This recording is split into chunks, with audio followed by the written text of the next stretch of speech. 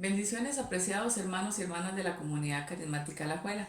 La gracia de Dios se ha pronunciado una vez más para nosotros con la bendición que nos ha dado de recibir la invitación a traer la palabra de Dios para ustedes. Por eso, antes de empezar, queremos agradecer profundamente por la confianza expuesta en tan gentil invitación. En primer lugar al Señor, pero también a su siervo, el pastor Jorge, quien es el hombre de Dios y cabeza de esa casa de ustedes. Es así pues, con humildad y bajo esa autoridad de Dios puesta en su pastor general, que hoy nos dirigimos a ustedes con nuestro ministerio. Oramos al Señor que esta palabra bendiga sus vidas y que ésta le den la gloria a Dios. Comencemos.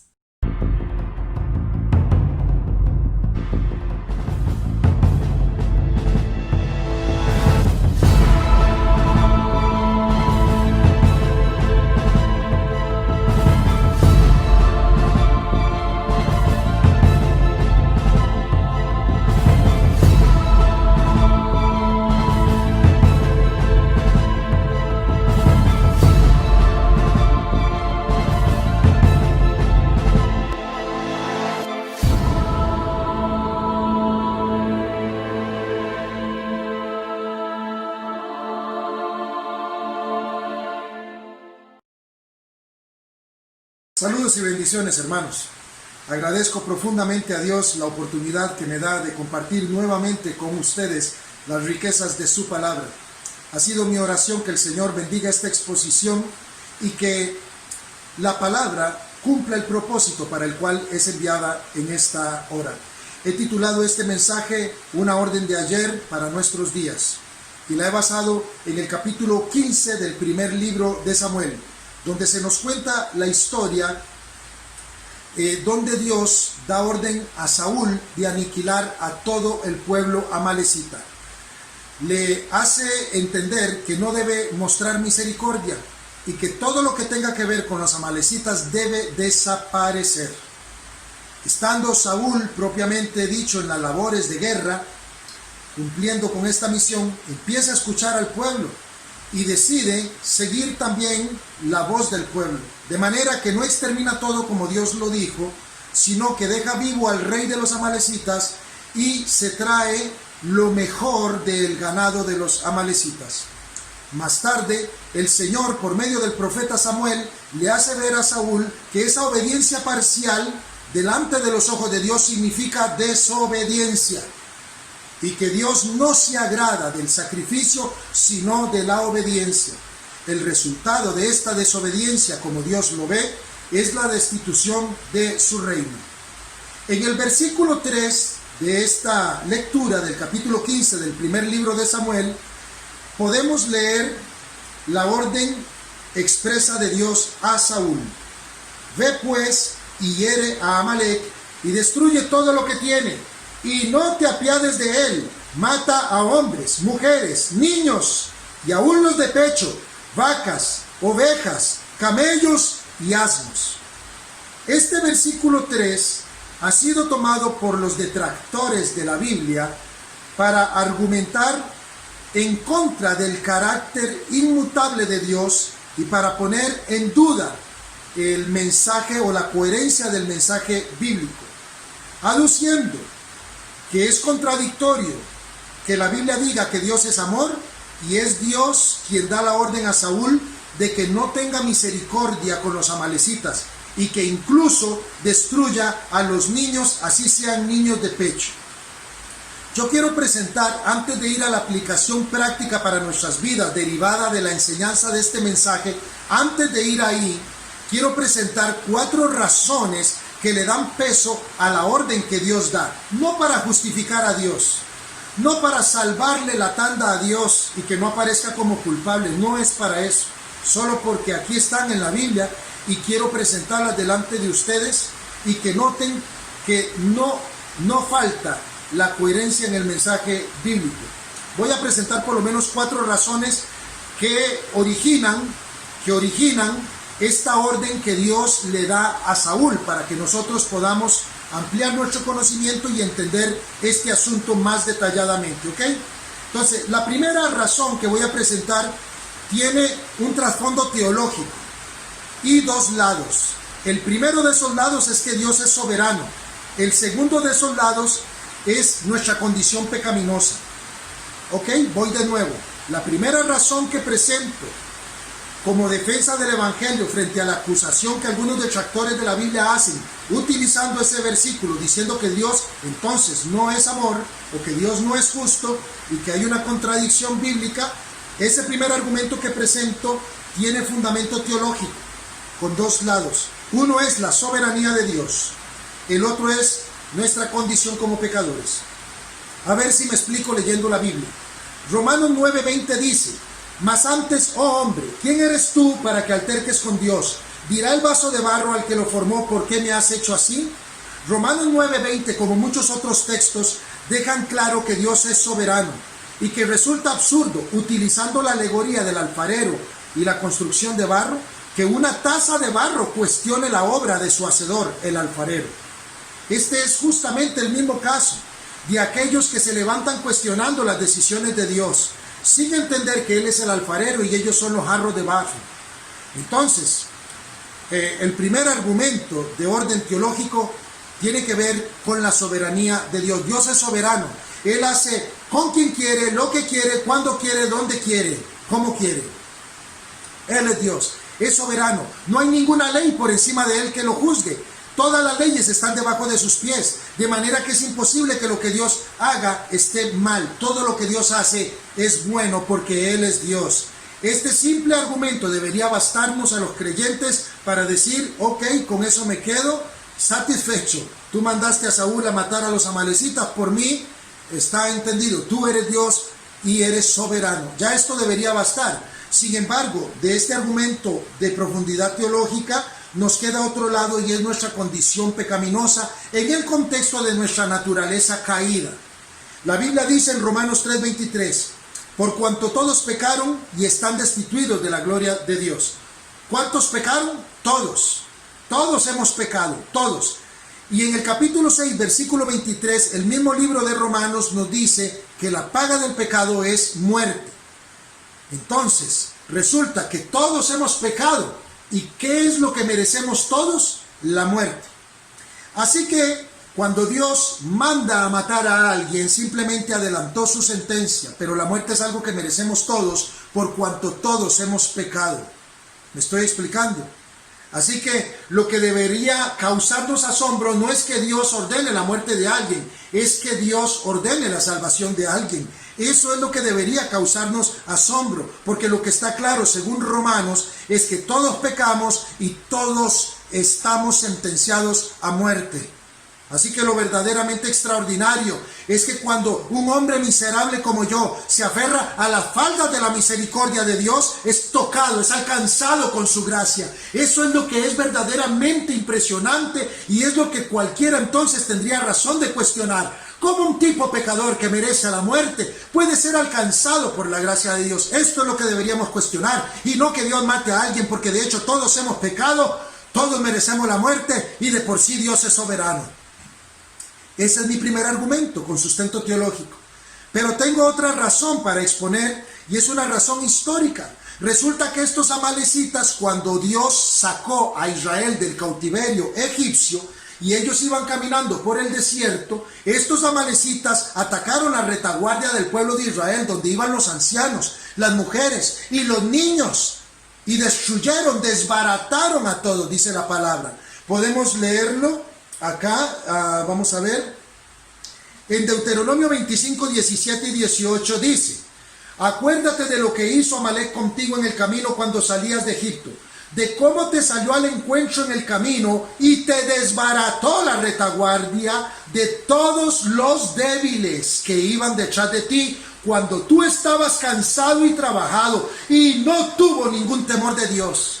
Dice la palabra, esta es otra razón que presento para que entendamos el peso que tiene la orden que Dios ha dado. Si los argumentos, o si el argumento de orden teológico, de contenido teológico que presenté al principio no te resulta suficiente, pues aquí está este otro de orden histórico. Los amalecitas habían hecho esto que Dios le ordena a Saúl que haga con los amalecitas lo habían hecho con Israel sin causa alguna cuando Israel venía saliendo de la cautividad de Egipto. Y según las escrituras, los amalecitas tomaron la retaguardia del pueblo de Israel, que contenía a los ancianos, a las mujeres y a los niños, a todos los débiles, y los desbarataron, dice.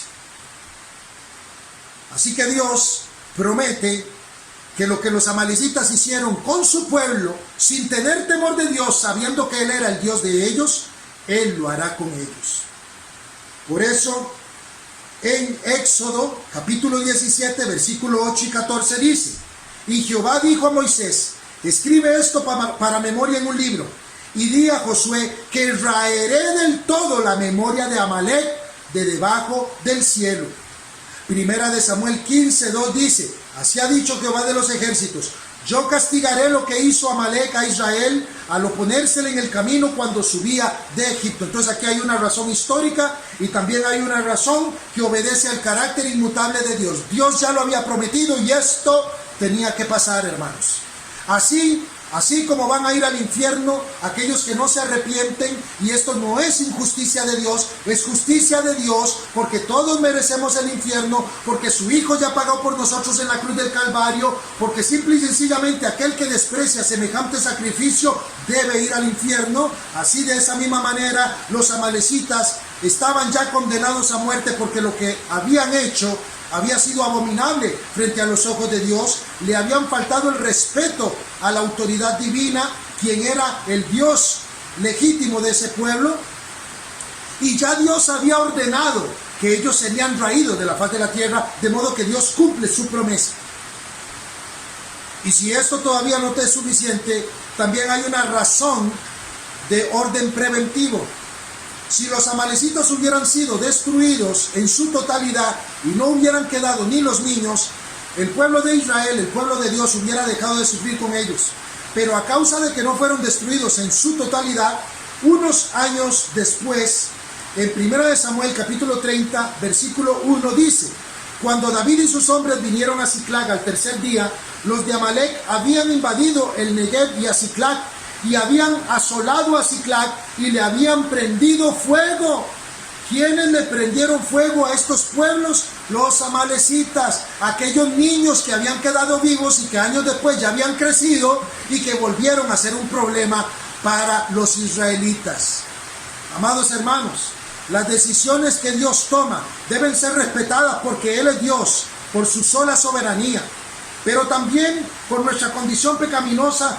En el contexto de nuestra naturaleza caída, somos pecadores y merecemos la muerte, y cualquier favor de Él es un aspecto de su gracia, no nada merecido. Lo que merecemos es la muerte. Cuando Él nos otorga bendición y salvación, eso proviene de su gracia, no de nada que tú y yo merezcamos. Y en tercer lugar, cuando Dios nos da una orden de aniquilar algo, lo está haciendo para nuestro propio bien, porque eso que Dios nos dice que aniquile, de no ser aniquilado, nos dará problemas más adelante. Esta misma orden que Dios dio al rey Saúl de aniquilar a los amalecitas, la tenemos en nuestros días presentes, entre otros textos, en la carta a los Colosenses, capítulo 3, versículo 5, cuando dice: haced morir, igual que el Señor le dijo a Saúl: haz morir o mata o destruye a los amalecitas. Ahora en Colosenses 3, 5 al 7 nos dice a nosotros, a la iglesia: haced morir pues lo terrenal en vosotros, fornicación, impureza, pasiones desordenadas, malos deseos y avaricia, que es idolatría.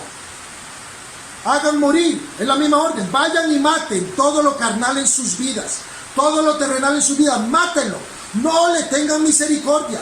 Cada vez que te expones a una película con contenido pornográfico y no la quitas, le estás teniendo misericordia al pecado, y este se volverá contra ti y te despedazará, te prenderá fuego. Cada vez que el Señor le dice a los jóvenes: obedezcan a sus padres, honren a sus padres, y no lo hacen argumentando sus ideas, están tratando con misericordia al pecado.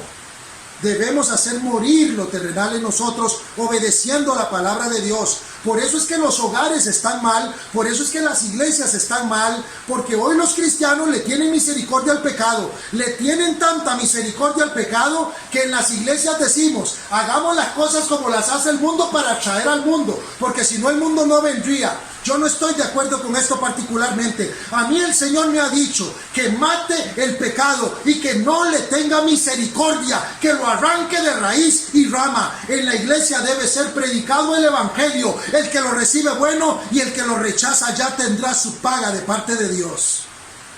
Pero hemos hecho amistad con el mundo y la Biblia dice claramente, la amistad con el mundo es enemistad con Dios. El que se hace amigo del mundo se constituye enemigo de Dios.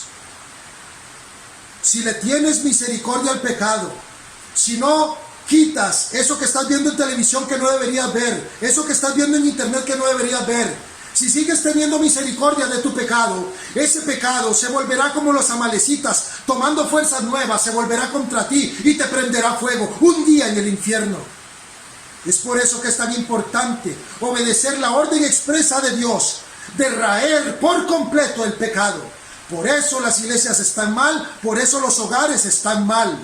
Hoy el orden de Dios en cuanto al sacerdocio del hombre, la sujeción de la mujer a sus esposos, la obediencia de los hijos a los padres, todo esto es un desorden hoy en muchos hogares, precisamente porque los padres, porque las madres, porque los hijos consienten el pecado, no lo aniquilan, no lo sacan de sus vidas, no entienden que Dios dice, esto está mal, lo tengo que quitar de mi vida, punto, vivo justificándolo.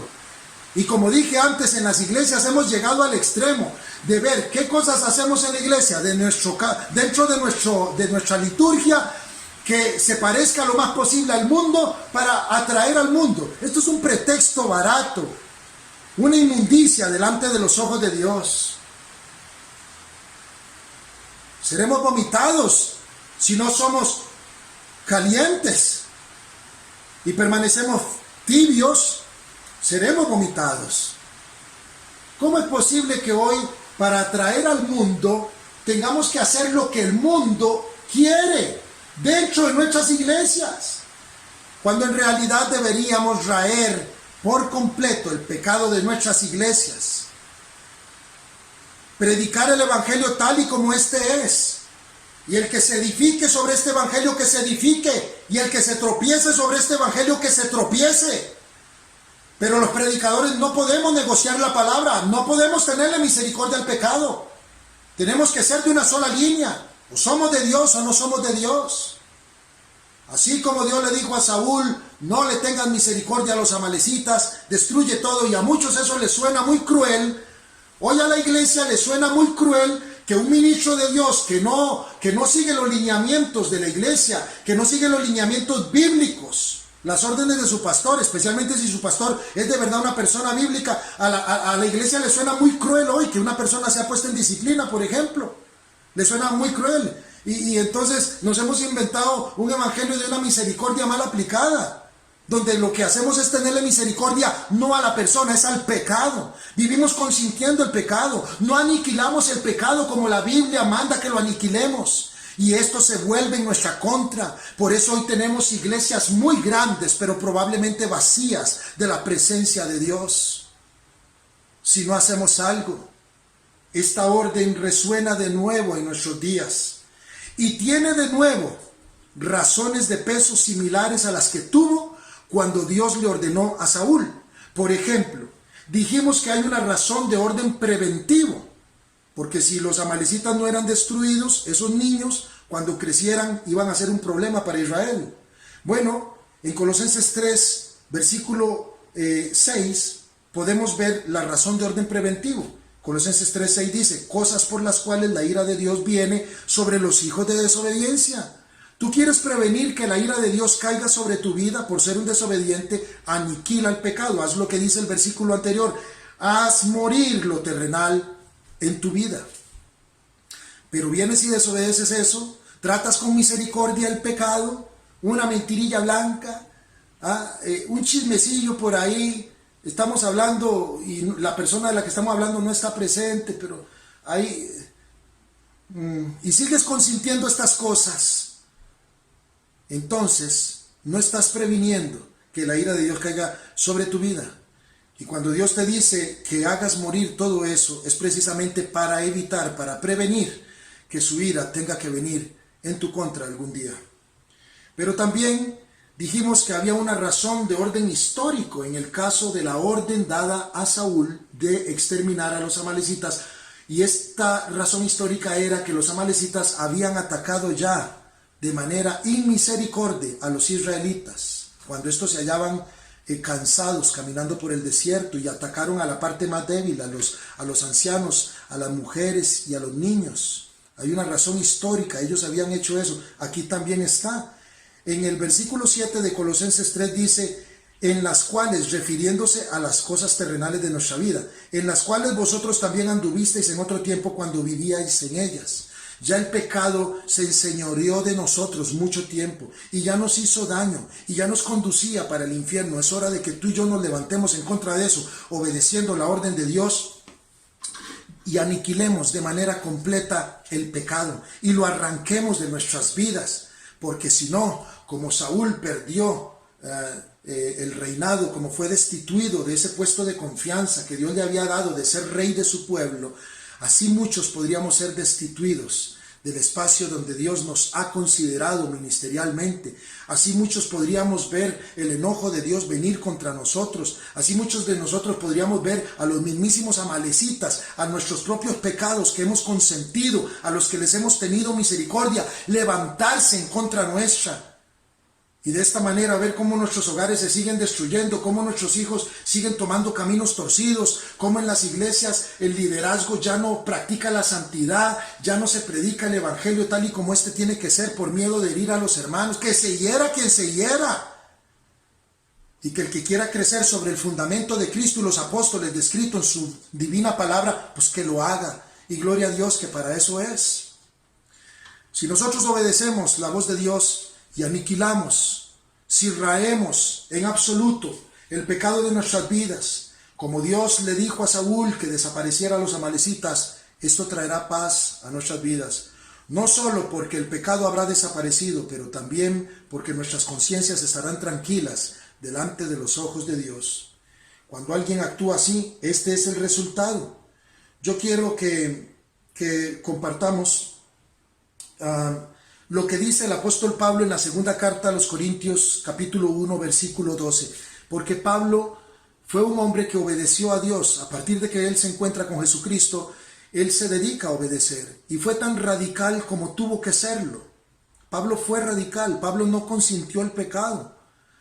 Pablo de verdad exterminó el pecado de su vida y siempre fue un claro declarante de la palabra de Dios frente a los oídos de los pecadores que se lastimaban. Pero Pablo siempre hizo la voluntad de Dios. Y esto trajo paz a su corazón, a su conciencia. Mira lo que él dice en 2 Corintios 1:12. Porque nuestra gloria es esta. Vamos a ver cuál es la gloria de Pablo. El testimonio de nuestra conciencia, que con sencillez y sinceridad de Dios, ojo, no con sabiduría humana, sino con la gracia de Dios, nos hemos conducido en el mundo y mucho más con vosotros. Pablo dice, nosotros hemos mantenido una conducta acorde a la gracia de Dios, a sus directrices, no a nuestra propia inteligencia. Y esa es nuestra paz, esa es la paz, esta es nuestra gloria, la paz que hay en nuestra conciencia, al haber sido obedientes a Dios con sencillez, sin levantarnos con altanería, anteponiendo nuestras ideas a las órdenes divinas. Cuando Dios te dice que hay que hacer algo, hay que hacerlo. Todas tus ideas que pretenden mejorar la orden de Dios no lograrán otra cosa que convertirte en un desobediente que no aplica la orden de Dios tal y como Él la estableció. Si la palabra de Dios dice que estemos sujetos a nuestros pastores, así debe ser, mis hermanitos. Si la palabra del Señor le dice a las mujeres que estén sujetas a sus maridos, así debe ser. Si usted puede traer ahora cualquier otra filosofía, cualquier otra ideología, que por cierto, ahí está la ideología de género en boga en nuestros días, usted puede traer cualquier otra ideología y usted escoge. Si quiere, considera con su sabiduría humana que los tiempos han cambiado y que el contexto es otro y todo lo que usted se quiera inventar. Tengo noticias para usted, la Biblia es la misma y la orden de Dios sigue siendo la misma. Y los hogares que prosperamos porque mantenemos la orden de Dios intacta, donde yo soy la cabeza del hogar, Cristo es mi cabeza, mi esposa se sujeta a mí, nuestros hijos se someten en obediencia y nos honran, etcétera, etcétera. Hay una propagación continua de la palabra de Dios, hay una pronunciación continua de la palabra de Dios, hay una revisión continua de los tiempos de oración de nuestras familias, etcétera, etcétera. Obedeciendo la palabra de Dios, eso ha traído bendición a nuestra casa y la trae a la casa de cualquiera que mantenga las órdenes de Dios. Dentro de las iglesias lo mismo, y así en cualquier contexto donde Dios te dé una orden y tú seas obediente con esa orden desde el principio hasta el final, la bendición de Dios vendrá sobre tu vida, el respaldo de Dios estará contigo. Probablemente obedecer a Dios causará el enojo de muchos que te considerarán un ortodoxo, obstinado y anticuado, lo que quieran decir. Pero aquí es importante que obedezcamos a Dios antes que a los hombres. Y si el Señor nos dice ahora que aniquilemos, que hagamos morir las obras de la carne, las obras terrenales en nuestra vida, es hora de hacerlo.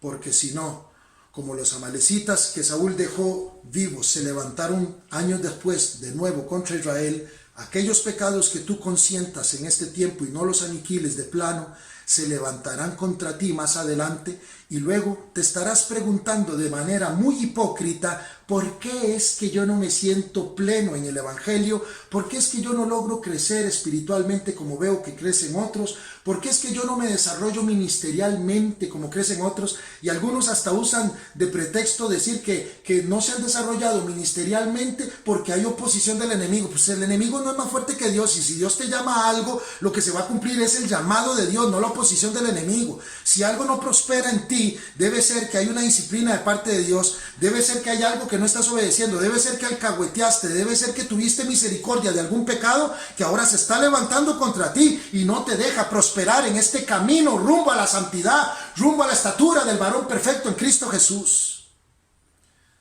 Yo espero que esta exhortación amorosa, porque créanme que es amorosa, cale hondo en sus corazones. No estoy aquí para que se sientan bien. No he sido invitado para sobarle el hombro a nadie. He sido invitado para que les comparta la palabra de Dios, y esto es lo que Él ha puesto en mi corazón para esta oportunidad. Espero que haya sido de bendición para tu vida, y orando al Señor que la bendiga, dándote las fuerzas para poner en práctica lo que has visto hoy, crezcas mucho espiritualmente. Oremos. Padre Celestial, Señor Dios, te damos gracias por tu palabra y te pedimos en el nombre de Jesús que pongas en nosotros el querer como el hacer, que haya en nuestros corazones humildad y obediencia y también diligencia para que de manera inmediata, expedita, pongamos en práctica lo que tú nos has hablado en esta hora. En el nombre de Jesús, amén y amén. Que el Señor les bendiga. Ha sido un placer. Espero verles pronto.